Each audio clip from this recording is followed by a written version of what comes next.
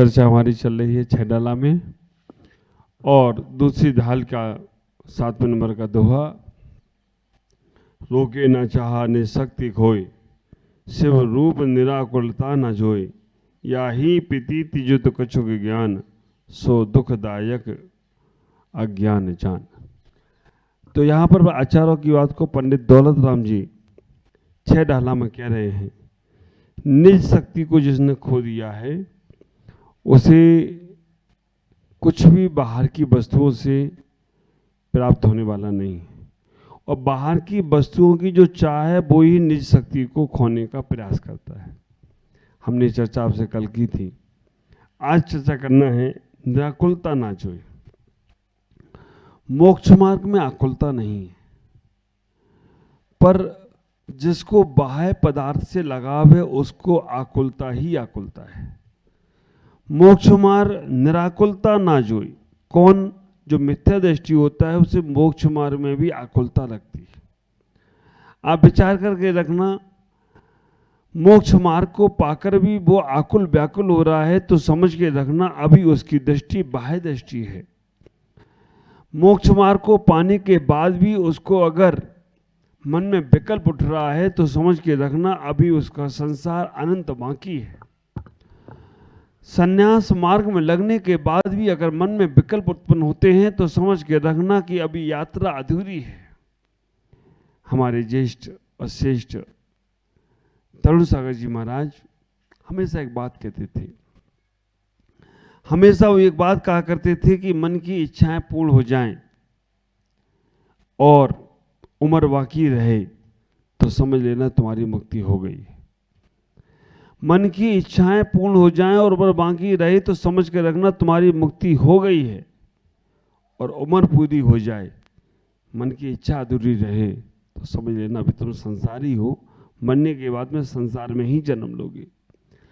जब तक तुम्हारे मन की इच्छाएं पूर्ण नहीं होंगी तब तक तुम सन्यास क्या, तुम तीर्थंकर भी बन जाने का प्रयास करो तो भी तुम्हारा संसार बढ़ता ही रहेगा।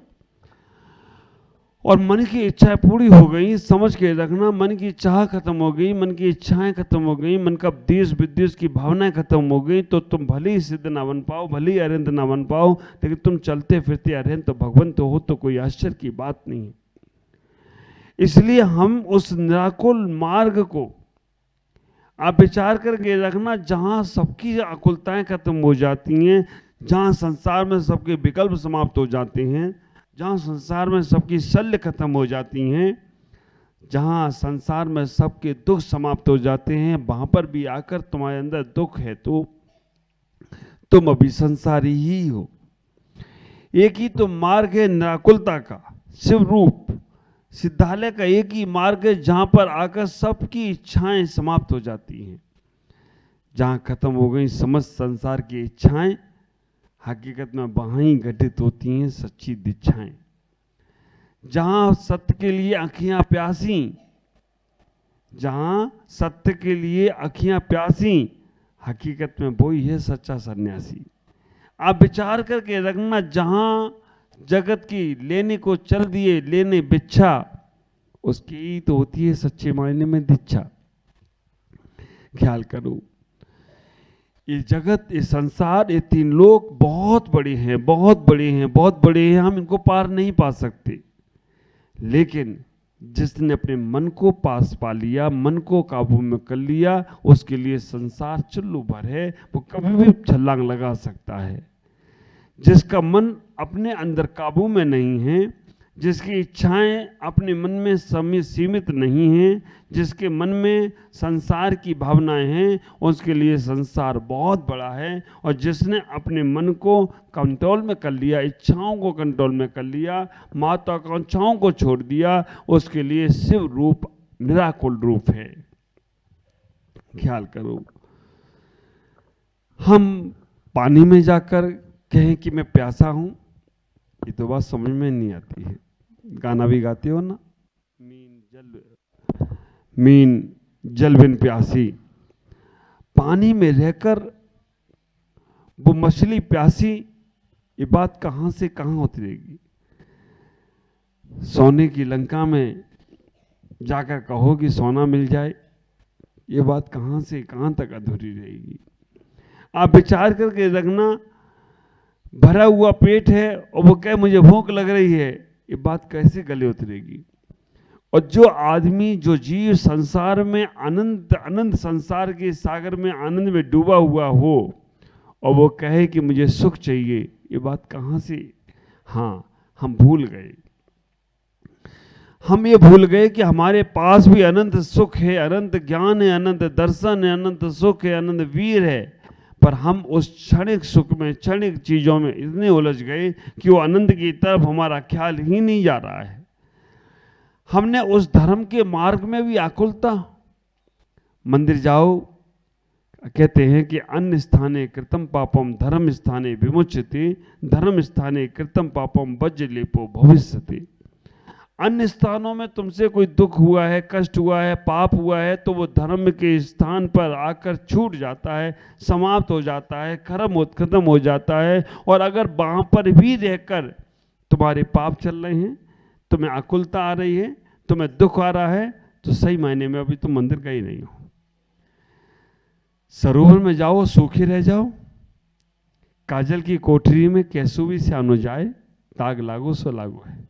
आप विचार करके रखना, धर्म के क्षेत्र में जाए, गुरुओं के पास में जाए और मन ना बदले, ये हो नहीं सकता। या तो तुम अधूरे गए हो, या मन में कोई इच्छाएं, महत्वाकांक्षाएं लेके गए हो, या मन में हमारी दशा ये हो गई। दो प्रकार की चींटियां थी। एक चींटी थी जो शक्कर के खदान में रहती थी, चीनी के भंडार में रहती थी, और एक चींटी थी वो नमक के ढेर पर रहती थी। दोनों चीनियों का मिलना हुआ एक बार। उन्होंने पूछा हालचाल पूछने के बाद उन्होंने कहा, बहन तुम कैसी हो? उन्होंने कहा मेरा जीवन तो बहुत आनंद में है, और मैं चीनी के गोदाम में रहती हूँ, हमेशा मीठी मीठी मिठास में रहती हूँ और हमेशा मीठा ही भोजन करती हूँ, मेरा जीवन तो बहुत अच्छा है। नमक की ढेरी वाली चींटी ने कहा मेरा जीवन तो बड़ा खारा है, मैं ऐसी जगह नमक के ढेर में रहती हूँ कि हमेशा वो नमक चुभता भी रहता है, शरीर में भी चुभता रहता है, और मुंह में रख के तो मुंह का भी स्वाद खराब करता है, मैं तो बहुत परेशान हूँ।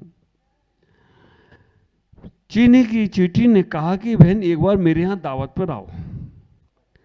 चीनी की चींटी ने उसे दावत पे बुलाया। नमक की ढेर वाली चींटी वहां गई, और वहां जाकर जब चीनी ने बहुत अच्छे अच्छे पकवान बनाए, चीनी की चींटी वाले ढेर वाले ने पकवान बनाए, बहुत अच्छे अच्छे स्वादिष्ट व्यंजन बनाए और उसको दिए। नमक की चींटी के ढेर से जो आई थी, नमक के ढेर की चींटी से उसको वो पकवान खिलाई। उसने पूछा कैसा लग रहा है? उसने कहा स्वाद ही नहीं आ रहा है। आप विचार करके रखना, चीनी की चींटी ने कहा, चीनी की ढेर वाली चींटी ने कहा इतने सुंदर पकवान जो मैंने आज तक अपने खुद के लिए नहीं बनाए, उससे अच्छे तुम्हारे लिए बना कर दिए हैं, और तुमको अच्छे नहीं लग रहे? उसने स्वाद ही नहीं आ रहा है, पता रहे। जो चीनी की शक्कर की ढेर पर चींटी थी, उसने कहा बहन एक बात बताओ, तुम जब अपने घर से चली थी नमक की ढेरी से, तो कुछ लेकर तो नहीं आई? उसने कहा बहन मैंने सोचा वहाँ भोजन नहीं मिला, वहाँ कुछ नहीं मिला खाने पीने को, तो मैं तो एक नमक की डेली अपने मुंह में रख के ले आई हूँ, और वो नमक की डेली मेरे मुंह में ही रखी है। तो आप विचार करके रखना, शक्कर की ढेरी वाली, चीनी की ढेरी वाली चींटी ने कहा कि वो डेली बाहर निकालो, उसके बाद स्वाद लेने का प्रयास करो, तब तुम्हें मालूम पड़ेगा कि सही स्वाद क्या है, हकीकत स्वाद क्या है। और जैसे ही उस नमक की ढेरी वाली चींटी ने अपने मुख से वो डली नमक की बाहर निकाली और उसके बाद जो स्वाद लिया, तो उसने कहा ये तो 56 भोग भी इसके सामने फीके हैं, क्योंकि आज पहली बार ऐसा स्वाद आया जो आज तक कहीं नहीं आया। उसकी दशा में और आप लोगों की दशा में कोई अंतर नहीं।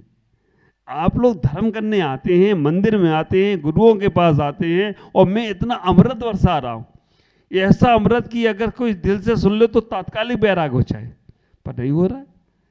क्यों नहीं हो रहा है? कारण ये है कि आप लोग नमक की डेली मुंह में रख के आए, जल्दी महाराज जाना है, टिकट बनवा के लाया, अभी घर में बच्चे हैं, घर में ये सब नमक की डेलियां जब तक रखी रहेंगी तब तक तुम्हें वो अमृत का आनंद आने वाला नहीं। आप विचार करके रखना, मंदिर भी जाते हो आप विचार करो, घर तुम्हारा जेल खाना है। घर में और मंदिर, घर में और जेल में कोई अंतर नहीं है, पर जेल में कुंडी बाहर से लगती है और घर में कुंडी तुम खुद लगाते हो। जेल में और घर में कोई ज्यादा अंतर नहीं है। वो जेल जहां पर बाहर पहरेदार बैठे हैं और घर में तुम खुद पहरेदार बनकर बैठे हो। आप विचार करना, पर अंतर इतना है, उस जेल से छूटने का प्रयास करते हो और घर में जेल में खुद जाने का प्रयास करते हो। तो जब भी आप घर से निकलो तो ये सोच के निकलो एक बार कि मैं जेल से निकल रहा हूं, और जेल से निकलने वाला दोबारा जेल जाना नहीं चाहता है। आप विचार करके रखना, मंदिर में जाओ तो ये सोच के रखना, मंदिर कभी भी टाइम बांध के नहीं जाना। अभी आप मंदिर जाते हो तो घर में पूछा जाए कहाँ जा रहे हो, मंदिर, कब लौटो, यूं गया और यूं आया। तो आप जो आने का पुण्य, जो जाने का पुण्य था वो आने में परिवर्तित हो गया। तो आप विचार करके रखना, हमने उस अच्छी जगह जाकर, हम धर्म के क्षेत्र में जाकर, गुरु के क्षेत्र में जाकर, अपने साधना में जाकर, हम संन्यास लेने के बाद भी अगर हमारे अंदर आकुलता है तो समझना हमने सही रूप में संन्यास लिया नहीं। सिर्फ रूप निराकुलता ना जोए, सिर्फ रूप में आकुलता नहीं है, धर्म मार्ग में आकुलता नहीं है, मोक्ष मार्ग में आकुलता नहीं है। आप इतना ही विचार करके रखना। मैं तो सोचता हूँ जो हमारी बात तरुण सागर जी ने कही कि इच्छाएं समाप्त हो गई, वहीं से धर्म शुरू होता है। अगर तुम्हारे मन में लगा है कि मंदिर में जाऊं, इच्छाएं लेकर जाऊं कि मेरा व्यापार चलने लगे, मेरा घर अच्छा हो जाए, मेरे बच्चों की शादी हो जाए, ये सब इच्छाएं लेकर जा रहे हो तो तुम्हारा संसार चल रहा है और चलता ही रहेगा। और जब ये इच्छाएं समाप्त हो गई तो विचार करके रखना, घर हो या जंगल, महल हो या शमशान, राज दरबार हो या राजमहल, सब में तुम सन्यासी की तरह ही जीना सीख लोगे, क्योंकि कोई भी वस्तु तुम्हें प्रलोभित नहीं कर सकती। आप विचार करके रखना, एक सन्यासी को एक राजा ने अपने घर बुलाया। सन्यासी राजा के घर गया। राजा जिस पलंग पर सोता था, सोने के पलंग पर, सन्यासी को बोला स्वामी जी आप यहां बैठो। सन्यासी था, हिंदू सन्यासी था, वो बैठ भी गया। राजा जिन पात्रों में भोजन करता था, सोने के पात्रों में, सन्यासी को भोजन कराया। सन्यासी ने कर भी लिया। एक दिन हो गया, 2 दिन हो गया, राजा बहुत अवगत करने लगा। 7 दिन हो गए। राजा ने सन्यासी से पूछा आप में और हम में अंतर क्या? आप भी हम जिस महल पर हम पलंग में रहते हैं, सोते हैं, उसमें आप भी सो रहे हो। जिन पात्रों में मैं भोजन करता हूं उन पात्रों में आप भी भोजन कर रहे हो। जिस महल में मैं रहता हूं उसमें आप भी रह रहे हो। हम में और आप में अंतर क्या? सन्यासी ने बोला बताऊंगा, अभी नहीं, 7 दिन के बाद। 7 दिन के बाद जब वो सन्यासी जाने लगा, राजा ने पूछा बताया नहीं, अंतर क्या है? आप और हम दोनों इसी पात्रों में भोजन कर रहे हैं, एक साथ बैठ रहे हैं, एक साथ खा रहे हैं, एक साथ महल में रह रहे हैं, अंतर क्या है? सम्राट ने कहा, सन्यासी ने कहा चलो मेरे साथ, थोड़ी दूर चलकर तुम्हें अंतर बताऊंगा। आधा किलोमीटर सन्यासी के साथ सम्राट चलता रहा। सम्राट ने कहा संत जी आपको अंतर बताना है तो बताओ, नहीं तो मैं तो जा रहा हूं। संत ने कहा कि थोड़ा और चलो। आधा किलोमीटर, 1 किलोमीटर। सन्यास राजा तो कभी पैदल चला नहीं, और संत के साथ 1 किलोमीटर चलना उसे बहुत भारी पड़ा। उसने कहा अब बताता अंतर हो तो बताओ, नहीं तो मैं तो जा रहा हूं। सन्यासी ने कहा क्यों जाना चाहते हो? उसने कहा मेरा महल छूट गया, मेरे बच्चे छूट गए, मेरी रानी छूट गई, मेरा सारा राज दरबार छूट गया, उसके लिए मुझे जाना पड़ेगा। बस संत ने इतना ही कहा यही अंतर है, हम दोनों रहते साथ थे, पर मेरा कुछ नहीं छूटा, तुम्हारा सब छूट गया, और तुम उसे पाने के लिए जा रहे हो। मेरा था ही नहीं, जो मेरा था ही नहीं मैं उसको क्या पाऊं? बस इतना ही अंतर है कि आप पकड़ कर बैठते हो और संत छोड़कर जीते हैं। इतना ही अंतर है कि आप जहाँ जी रहे हो वहाँ पर तन मन जीवन पूरा लगा दिया, संत ने वहाँ पर मन भी नहीं लगाया। अक्सर आप देखना, नाव पानी में रहे तो पार कराती है और पानी नाव में आ जाए तो डुबा देती है। अरिहंत भगवान और हम सब लोग इसी संसार में हैं, इसी लोकाकाश में हैं। अरिहंत और संसार, अरिहंत और हम सब इसी संसार में हैं, पर अंतर इतना ही है, अरिहंत भगवान संसार में हैं पर संसार उनमें नहीं है। हम लोग संसार में हैं और संसार हम में अंदर है, और जब तक ये अंदर संसार रहेगा तब तक आकुलताएं बनी ही रहेंगी। आप ख्याल करो, छोटे छोटे एग्जाम्पल मैं इसलिए दे रहा हूं कि आपके दिमाग में वो बात फिट हो जाए कि मोक्ष मार्ग में आकुलता नहीं है, निराकुलता ही मोक्ष मार्ग है, जहाँ विकल्प नहीं है, जहाँ पर कोई प्रकार का टेंशन नहीं है, जहाँ पर किसी प्रकार का मन में आपाधापी नहीं है। ख्याल करके आना, छोड़ना तो वो होता है पता भी नहीं चलता है। हमारे आचार्य ने कहा ये हाथ छोड़े तो इस हाथ को भी मालूम ना पड़े। छोड़ना तो वो होता है जैसे तुम मल का विसर्जन करते हो, दोबारा देखना भी नहीं चाहते हो, ऐसा ही छोड़ो। सांप केचली छोड़े तो कोई आश्चर्य की बात नहीं है, लेकिन सांप एक बार जहर छोड़ देना तो उसका जीवन सुधर जाता है। तो आज इतना ही कहूँगा कि शिव रूप निराकुलता है, लेकिन जिसने इस शिव रूप में, इस मोक्ष मार्ग में, इस धर्म में आकुलता व्याकुलता को पा लिया है, आकुलता व्याकुलता के साथ है, वो अब सच्चा धर्मात्मा नहीं है, सच्चा मोक्ष मार्गी नहीं है। आप सच्चे मोक्ष मार्गी बने, धर्म में आकर, गुरुओं के पास आकर, तीर्थों पर जाकर या सन्यास को लेकर विकल्पों से रहित हों। बस विकल्प से रहित होना ही सच्चा सन्यास है, विकल्प से रहित होना ही सच्चा धर्मात्मापना है, विकल्प से रहित होना ही निराकुलता मोक्ष मार्ग है। और आकुलता है तो वो मिथ्या दृष्टि है, और जहाँ निराकुलता है वो सम्यक दृष्टि है। ओम नमः जय गुरु।